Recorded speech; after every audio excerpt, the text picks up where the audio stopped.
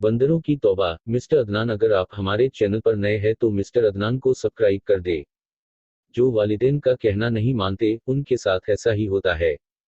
एक जंगल में दरख्त पर बंदरों का खानदान आबाद था, जिनमें छोटे और बड़े सभी बंदर शामिल थे और हंसी खुशी जिंदगी गुजार रहे थे। कभी कभी छोटे बंदर दरख्तों पर झूलते बहुत दूर तक निकल जाते तो इनके वालिदैन परेशान हो जाते और उन्हें समझाते कि सैर व तफरीह एक हद तक होनी चाहिए, ऐसा ना हो घर से दूर जाकर परेशानी का सामना करना पड़े। वालिदैन के सामने तो नन्हे बंदर ऐसे हाँ में सर हिलाते जैसे उन्होंने वालिदैन की बातों को गिरों में बांध लिया हो, लेकिन कुछ देर बाद फिर उछल कूद करते हुए बहुत दूर निकल जाते। इन नन्हे बंदरों में एक बहुत शरारती भी था जो शरारतों में सबका बादशाह था। इसका नाम आंवलो था।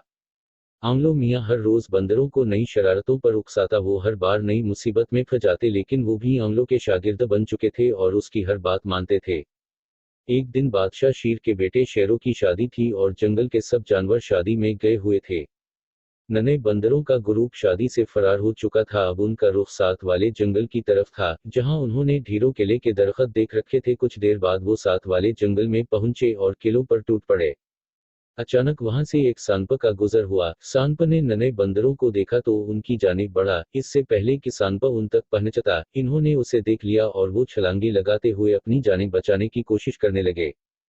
जब वो काफी दूर निकल गए तो उन्होंने देखा कि सांप अभी तक उनका पीछा कर रहा है। नन्हे बंदरों ने हिम्मत ना हारी और भागते रहे, जिसके नतीजे में वो अपने जंगल तक पहुंच गए। उस रोज उन्होंने आइंदा आंवलो मियाँ की बातें मानने से तौबा कर ली और खुद आंवलो मियाँ ने भी शरारतों से तौबा कर ली, क्योंकि अब वो जान चुका था कि जो वालिदैन का कहना नहीं मानते, उनके साथ ऐसा ही होता है। सब बंदरों ने अपनी जानें बच जाने पर खुदा का शुक्र अदा किया और शेरों मियाँ की शादी में पहुंच गए।